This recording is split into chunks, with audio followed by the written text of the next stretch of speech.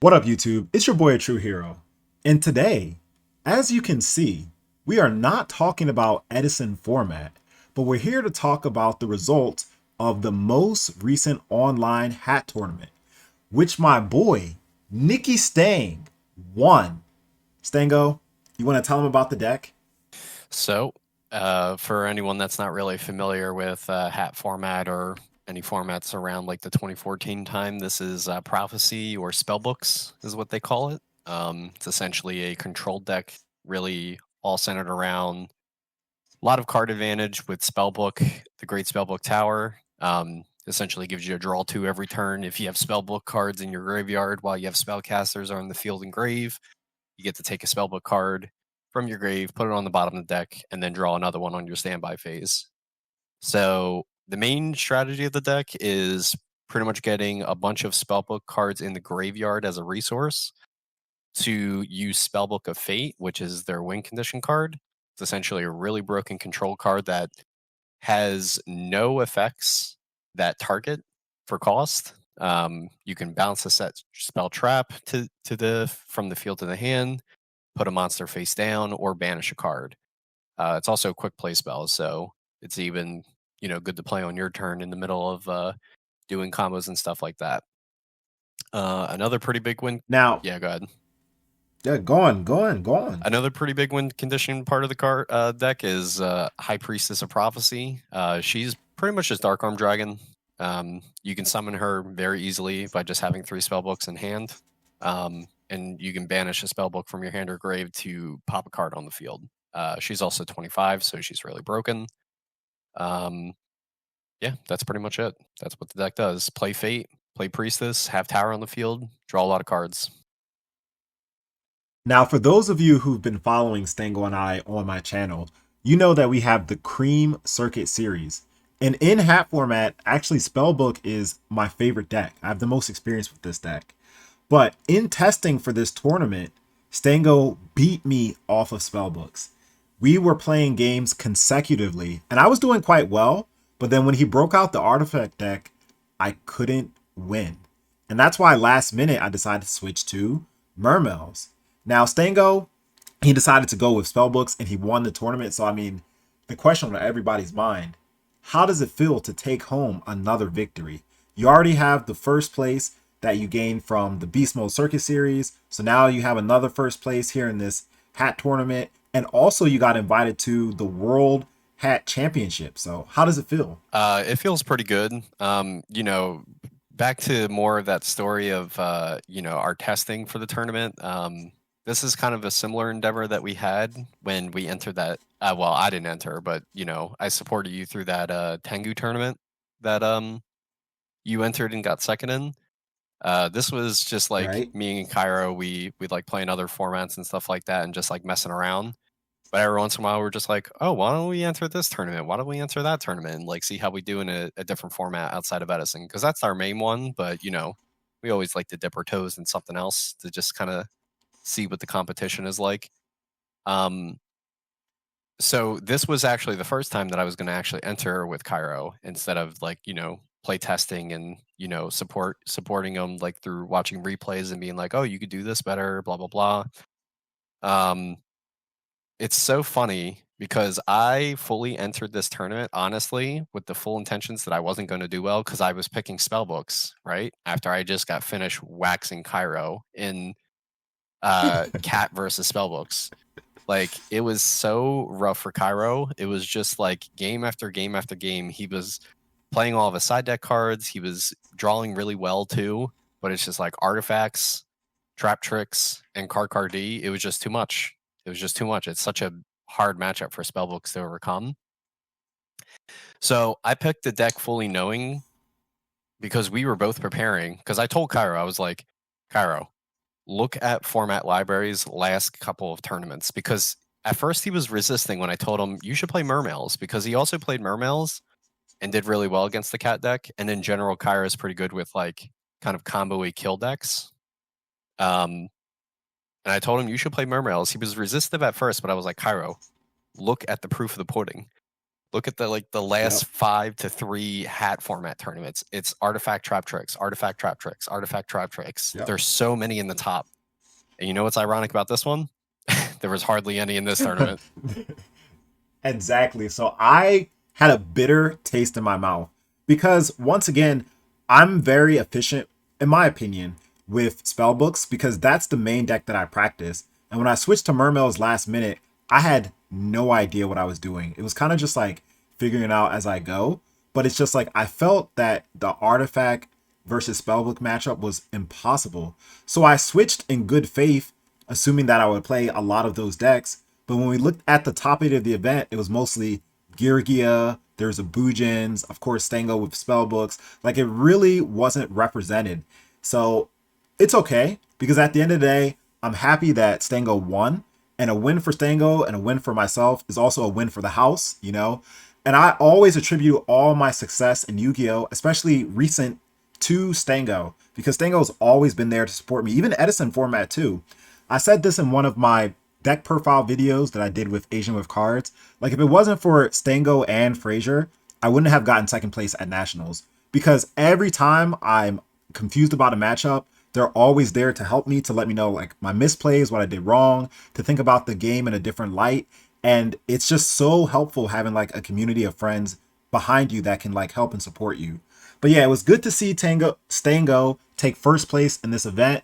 And if you're wondering about a true hero, like a true hero, what happened to you? Did you scrub at the event? I did not. Actually, I did very well. I also managed to get top 8, but not with Spellbook. As mentioned, I was playing Mermails. So this is the list that I ran, and I got top 8. So there's not really much to say. This is just a standard deck list. I actually took this from Indikid. I don't think I changed a single card. And Indikid did well. He also got top 8 in this event as well. And I'm really happy with how things turned out for hat format because now that's just another notch to my belt. Unfortunately, I didn't get the invite to the Hat World Championship because that was only for like the top 2 players, but I'm okay because at the end of the day, what I'm here focusing on is Edison format. And it's nice to bring you guys like hat content every now and then. And before the question gets asked, a true hero, what are your thoughts on hat format versus Edison versus Tengu format? And I feel like all of the retro formats are good in their own light. But at the end of the day, I think that the problem with Tengu and the problem with hat format is there's not a large enough player base as of now. Because even when I wanted to prepare for the event and I would go on Dueling Book and I would try to host a game, it took forever for me to get paired for hat. With Tengu, it's a little bit more popular than hat, so it's easier to find an opponent. But there would be times where I would be hosting for like 2 to 5 minutes, and then sometimes no one would come. So it's really hard getting testing, and then you often find yourself playing against the same people. So hat format is good.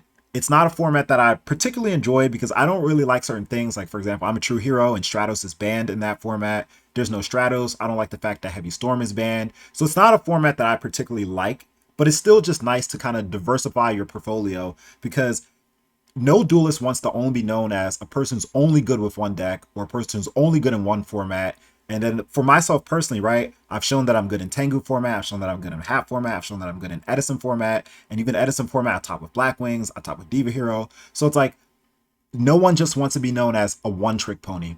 So going back to Hat format, it's a really amazing format, and I definitely support the community. But at the end of the day, my focus for YouTube and growing as a player will be primarily on Edison format. But yeah, we didn't want to make this video too long. Just kind of give you an update about what happened at this qualifying event. Stango, once again, taking it home with spellbooks. Even look, she's still on the screen, still here to remind us how powerful she is.